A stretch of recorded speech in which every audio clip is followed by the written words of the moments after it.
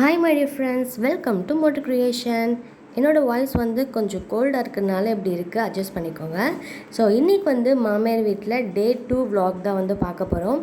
So ஆந்திராவில் வந்து பார்த்திங்கன்னா தொடர்ந்து வந்து மழை பெஞ்சிட்டே இருக்குது. ஸோ நீங்கள் இருக்க ஏரியாலலாம் மழை வந்துட்டுருக்கான்னு கீழே கமெண்ட்டில் சொல்லுங்கள், தெரிஞ்சுக்கிறேன். ஸோ இன்றைக்கி vlog வந்து ரொம்ப சூப்பராக இன்ட்ரெஸ்டிங்காக இருக்கும். ஸோ இது என்னென்னு பார்த்தீங்கன்னா, ஸோ எங்கள் கழனியில் வந்து பார்த்திங்கன்னா நாங்கள் சம்பங்கி பூ போட போகிறோம். ஸோ அதுக்கான ப்ரிப்பரேஷன் தான் பண்ணிகிட்ருக்காங்க. ஆஃப்டர்நூன் லன்ச் வந்து பார்த்திங்கன்னா இன்றைக்கி வந்து ஜிலேபி மீன் தான் வாங்கியிருந்தாங்க வீட்டில். எப்போவுமே வந்து பார்த்திங்கன்னா மாமியார் வீட்டில் வந்து நான்வெஜ் வந்து வேறு லெவல் டேஸ்ட்டில் செய்வாங்க.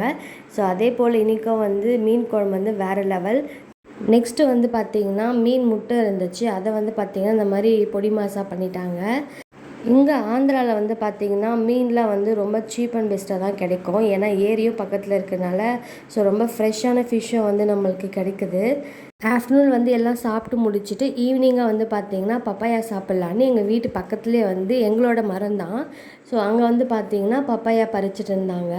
ஸோ பக்கத்துலேயே வந்து மாங்காய் மரமும் இருக்குது. ஸோ நெக்ஸ்ட் டேக்கு வந்து மாங்காய் சாம்பார் செய்யலான்னு ஸோ மாங்காவும் வந்து பார்த்திங்கன்னா பறிச்சுட்டு இருந்தோம்.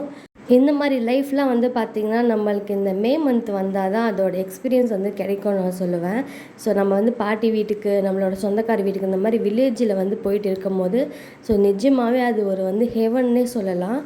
அண்ட் ஃபைனலாக வந்து பார்த்திங்கன்னா பழுத்த பழமாக தான் நல்லா கட் பண்ணி எல்லாருமே சாப்பிட்டாங்க. ஸோ இதிலே வந்து பார்த்திங்கன்னா அணிலும் வந்து பாதி சாப்பிட்டு இருந்துச்சு. ஸோ ஈவினிங் போல் வந்து அகெயின் வந்து மழை ஸ்டார்ட் ஆகிடுச்சு ஆந்திராவில்.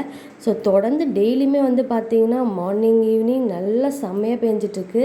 ஸோ எங்கள் வீட்டு குட்டீஸ் வந்து பார்த்திங்கன்னா நல்லா ஜாலியாக மழை நனைஞ்சிட்டு செம்ம என்ஜாய்மெண்ட்டாக இருந்துச்சு. ஸோ எப்பவுமே வந்து நாங்கள் லீவில் வந்து ஃபேமிலியோடு ஒன்றா இருக்கும்போது அந்த ஹாப்பினஸ்ஸே வந்து வேறு லெவல் தான் சொல்லணும். இந்த மழைக்கு வந்து பார்த்திங்கன்னா எங்கள் வீட்டு குட்டீஸ் பெரியவங்களாம் வந்து எதனா சூடாக சாப்பிட்லான்னு கேட்டிருந்தாங்க. சரின்னு நாங்கள் வந்து பார்த்திங்கன்னா மாங்காய் பச்சடி, சிக்கன் வந்து ஆஃப்டர்நூனே வாங்கி வச்சுருந்தாங்க. நைட்டுக்கு வந்து சாம்பார் வச்சுட்டு சிக்கன் வந்து ஃப்ரை பண்ணிக்கலான்னு, ப்ளஸ் ஈவினிங் ஸ்நாக்ஸ் வந்து போண்டா பஜ்ஜி செய்யலான்னு தான் பிளான். பட் ஆனால் நாங்கள் வந்து ஆந்திரா ஸ்பெஷல் புனுங்லு ப்ளஸ் வந்து கார சட்னி தான் செஞ்சுருந்தாங்க எங்கள் வீட்டில். செம்ம டேஸ்ட்டாக இருந்துச்சு. இதோட ரெசிபி வந்து ரொம்ப சிம்பிள் தான். வீட்டில் இருக்க தோசை மாவிலே வந்து ஈஸியாக செஞ்சிடலாம். ஸோ ஆந்திராவில் வந்து இது ரொம்ப ஃபேமஸ்ன்னு சொல்லுவாங்க.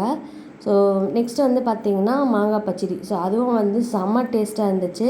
ஸோ இந்த மலைக்கு வந்து நல்லா சுட சுட ஜாலியாக சாப்பிட்டு ஃபேமிலியோட ஹாப்பியாக டைம் ஸ்பெண்ட் பண்ணியிருந்தோம். ஸோ இதெல்லாம் வந்து கண்டிப்பாக லைஃப்பில் மறக்க முடியாத ஒரு மொமெண்ட் தான் சொல்லணும். ஸோ நைட்டுக்கு வந்து சிக்கனும் வந்து ஃப்ரை பண்ணியாச்சு. ஸோ நைட் டின்னரும் வந்து முடிஞ்சிச்சு. ஸோ இந்த விளாக் பிடிச்சிருந்தா மோட்டோ கிரியேஷனை சப்ஸ்கிரைப் பண்ணுங்கள். Thank you, bye bye.